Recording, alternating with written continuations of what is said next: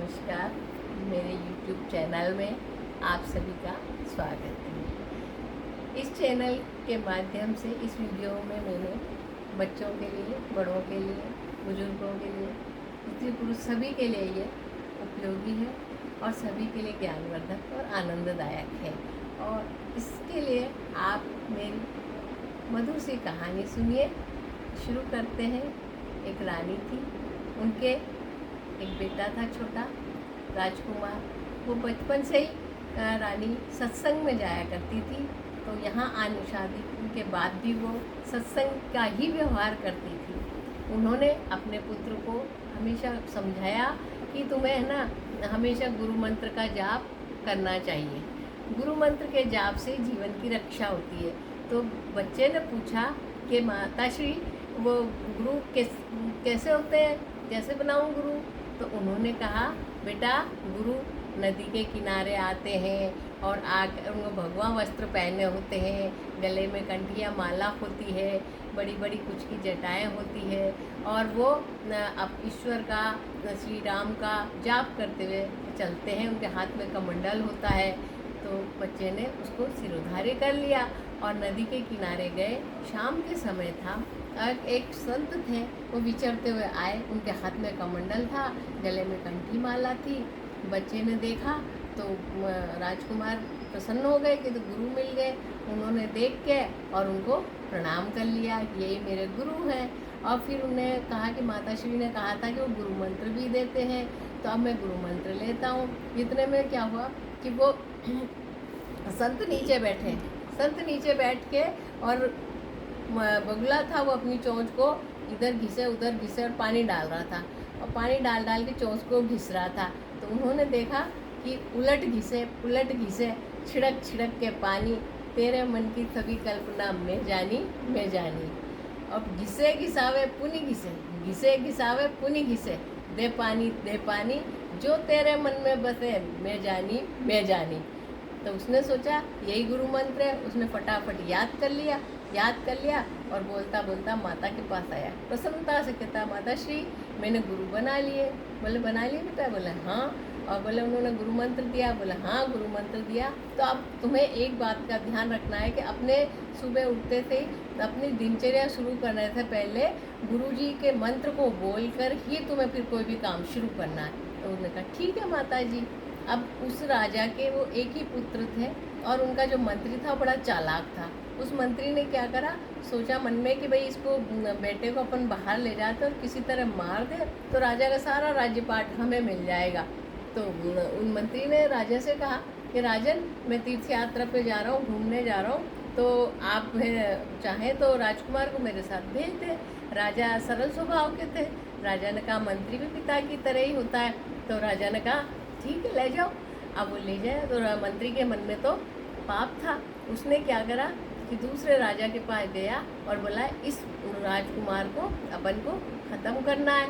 तो उन्होंने दोनों ने मंत्रणा करी और एक नाई को बुलाया। नाई को बुला के कहा कि जब तुम इसकी हजामत बनाओ, दाढ़ी बनाओ, तो तुम इसके गर्दन पे छुरा फेर देना। अब उन्होंने बुला लिया और राजकुमार को बुलाया। राजकुमार को बुला के बिठा लिया कि तुम्हारी दाढ़ी बनवा लो और बाल कटवा लो। उन्होंने कहा कि हाँ, बनवा लो। उनको एकदम ध्यान आया उनको कि मेरे को गुरु मंत्र का जाप करना है। तो वो जोर से बोले कि उलट घिसे पिलट घिसे, छिड़क छिड़क के पानी, तेरे मन की सभी कल्पना मैं जानी। अब घिसे घिसावे पुनि घिसे, दे पानी, जो तेरे मन में बसे मैं जानी। तो यही काम वो कर रहा था। नाई बार बार उस तरह से को घिस रहा था, पानी डाल डाल के। तो नाई घबरा गया कि अरे ये तो कोई जान गए, किसी ने बता दिया कि मैं इनके उस तरह फिरूँगा। अरे अंधाता, मेरी कोई गलती नहीं, मेरे को तो इन मंत्री जी ने कहा था, तो मेरे को 2 गांव जाने के, और मुझे बचाओ, आप तो बचा लो, मेरी कोई गलती नहीं। तो राजकुमार समझदार था, वो फट समझ गया। उसने कहा कि ऐसा है, तुम बाहर चलो। वो बाहर ले गए। बोले, क्या क्या बात है, तुम मुझे बता दो, मैं 2 गांव की जगह तुम्हें 4 गांव दिलाऊंगा। तो जो लालची तो था ही नाई, उसने कहा ठीक है। बोले कि आपको मारने के लिए इन्होंने कहा है, आप तो समझ गए। बोले हाँ मैं समझ गया, अब तुम ऐसा करो, मेरे को किसी तरह मेरे राज्य में पहुंचा दो, मैं तुमको बहुत सारी धन संपदा दिला दूँगा। बोले ठीक है। नाई और वो दोनों चले गए और राजा के पास जाके बोला कि आपके मंत्री जी ऐसा कर रहे थे कि उनकी जान लेना चाह रहे थे। राजा ने उस नाई को बहुत सारा धन दिया और मंत्री को बुला के और ज़मीन में गड़वा दिया और उसको घोड़े भिड़वा दिए। और फिर कहा कैसे बचे तुम? बोले गुरु मंत्र के द्वारा। तो फिर गुरु जी से अपन को मिलना चाहिए। तो बोले चलो। शाम के समय वो गुरु जी आते थे तो सब जाने, सब परिवार उनके पास गया और गुरु जी से कहा कि आपकी वजह से हमारे राजकुमार के प्राण बचे। तो उन्होंने कहा कि कैसे प्राण बचे, क्या हुआ? बोले कि ये आपको गुरु बनाया। बोले मैंने तो इसको कोई दीक्षा नहीं दी। तो बोले कि एक दिन हमारे बच्चे ने, राजकुमार ने आके और आपको देखा और आपने जो मंत्र बोला वो ये मंत्र बताया। तो उनको ऋषि को ध्यान आ गया कि मैंने तो ये मंत्र नहीं था, मैं तो एक मछली जो थी उसको पकड़ने के लिए बगुला आया था और बगुला बार बार अपनी चोंच घिस रहा था, पानी डाल डाल के ऊपर छिड़क रहा था। तो हमने कहा कि तू ध्यानी बनता है और अब मछली आएगी पकड़ के खा जाएगा, तो मैं तो बगुले को कहा था। तो राजकुमार ने सोचा यही मंत्र है। तो ये बात उसके मन में बैठ गई।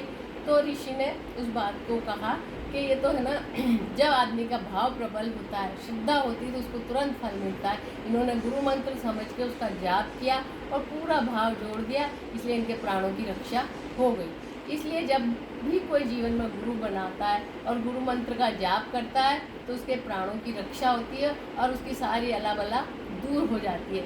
ये जीवन में हमेशा ही गुरु बनाना चाहिए। ये तो कहानी है और इसका दृष्टांत और इसका सिद्धांत ये है कि गुरु के बिना संसार सागर से पार कोई नहीं होता है। तो ज्ञानी गुरु का साथ हमेशा होना चाहिए, हमेशा जीवन में ज्ञानी गुरु बनाना चाहिए और उसके गुरु मंत्रों का जाप करना चाहिए और जीवन उसी से अच्छा चलेगा। धन्यवाद। ये मेरा प्रथम प्रयास है। अगर आपको वीडियो पसंद आया हो और ज्ञानवर्धक लगा हो तो प्लीज़ वीडियो को शेयर करें, लाइक करें, मेरे चैनल को सब्सक्राइब करें और कमेंट करके मुझे बताएं कि आपको ये वीडियो कैसा लगा और ये वीडियो कैसे अच्छा हो सकता है। मैं आपका इंतज़ार करती हूँ।